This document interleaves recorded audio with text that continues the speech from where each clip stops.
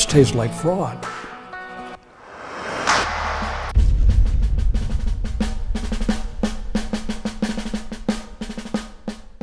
I watched the people in Michigan. They had a 29-year employee with the Secretary of State's office there who oversees election talk about how crooked the voting is there.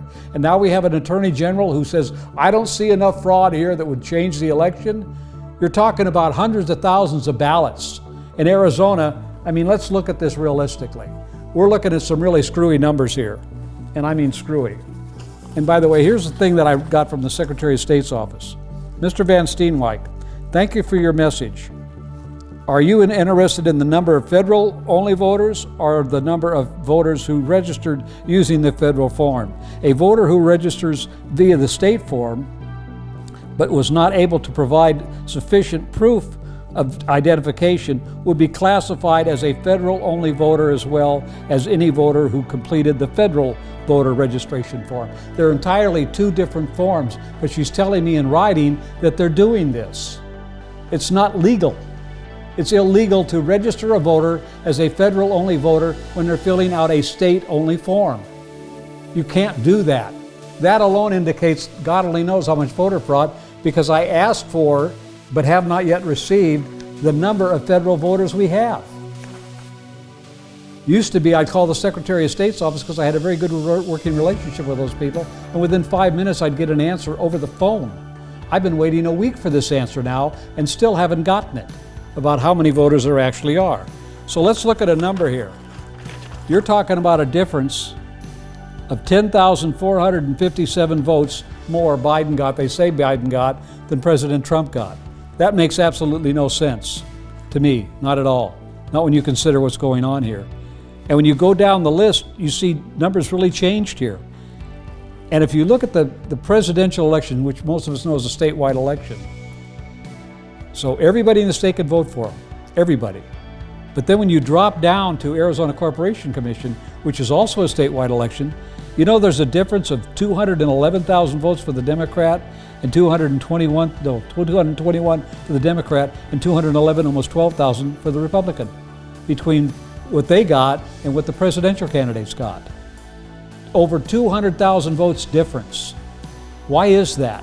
Both statewide elections, both high-profile elections for most people that live in Arizona that understand what a corporation commissioner gets, or is this what's really going on with the federal form? Or did we have other visitors here from other states who got some kind of registration and voted in our elections? God only knows, because I don't. And it's not because we haven't talked to the state officials. Your elected officials know there's problems with this. Your county supervisors know there's problems with this.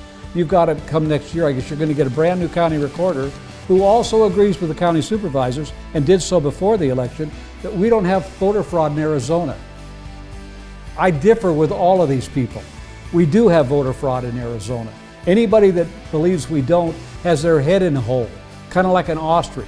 And if you know what an ostrich does when it sticks its head in the hole, what part of it is sticking up, waiting to get bit off? That's the problem we have. The elected officials you have in Arizona aren't doing what they're supposed to do. That hearing they had at the hotel the other day, downtown Phoenix, where all those people came in and you had a few elected officials there to ask them questions. There should have been every elected official in the House and Senate there asking questions, but there weren't. But the comment they made should reveal something to all of you. We don't have subpoena power to subpoena these people unless Republican leadership, because that's who's in charge of the House and Senate, form committees. They have no authority to do it. I don't look for them to form committees. One of the people in that room asking questions was Sylvia Allen, a state senator who was beat in her primary, so she didn't get to run again in general. But she's one of the least constitutional people I know that was serving in the state Senate. There were people in that committee that supported the national popular vote. What does that tell you about these people? I look at it as a photo op, kind of like political theater.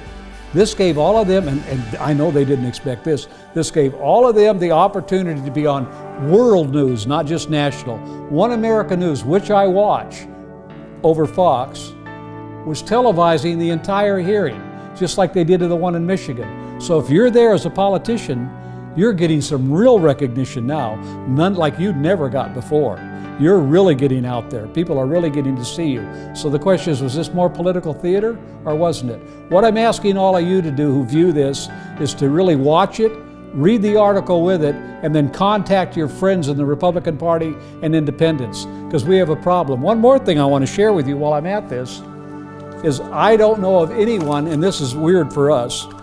You have a Libertarian Party. The woman running on the Libertarian ticket for president, name was Jorgensen. I watched her in an interview late one night.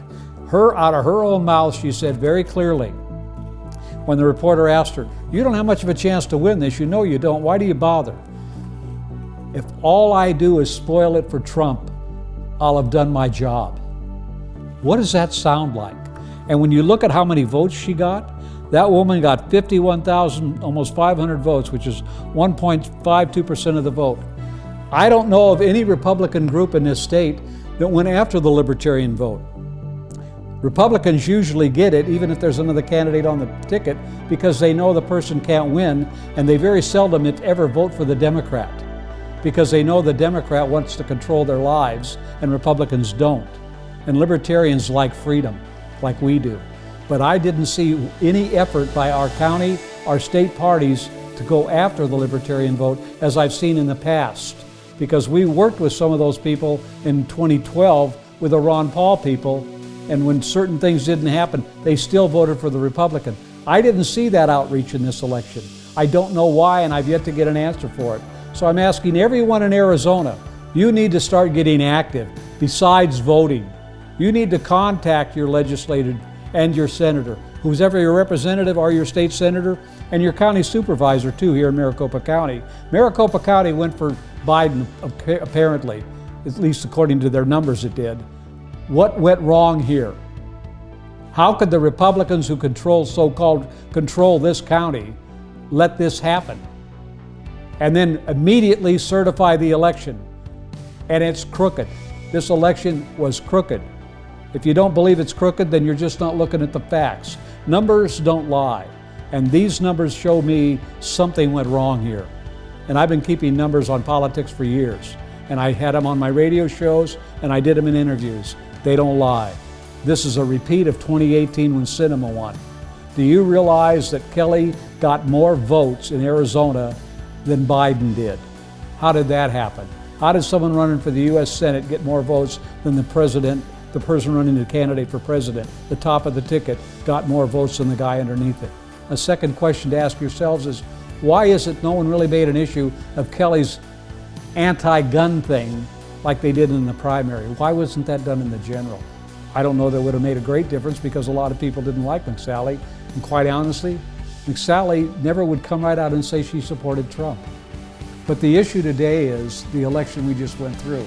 To believe the fix wasn't in all these states, Nevada, Arizona, Georgia, Pennsylvania, Wisconsin, and Michigan, you've got to be in la-la land somewhere. You really have to be, and we can't afford this. We're going to lose our country. We are going to lose our freedom. If these idiots win in Georgia, it's over for us. They will stack the courts. They will put in 2 new states. They will get 4 more Democrats in the Senate. They will get more Democrats in the House. It's going to be the end of us. So please, if you know anybody in Georgia, tell them to get up and get to voting. But you here in Arizona and any other state you live in, you better get busy, because there's more to elections than just marking a box. We've got about a year to get ready for the next cycle when this starts. And remember, we're going to be running against Mr. Kelly again in 2022. So we better find someone that's willing to fight this guy like you do in an alley, because that's what this is. This is a street fight. We're at war. We're at war against the socialist Marxists that are taking over this country, and we better stand up and fight. I want to thank you for the time of viewing this. I have a website called vanscrossroads.com and a Facebook page, Vans Crossroads. Take a look at it. Write me. Contact me. If you want to talk about any of this, I'd be more than happy to come and speak at your group. We've got to fight back, because if we don't fight back now, we're never going to. Once again, thank you for listening in and watching this. God bless you, and have a wonderful day. And remember, get busy if you love your country.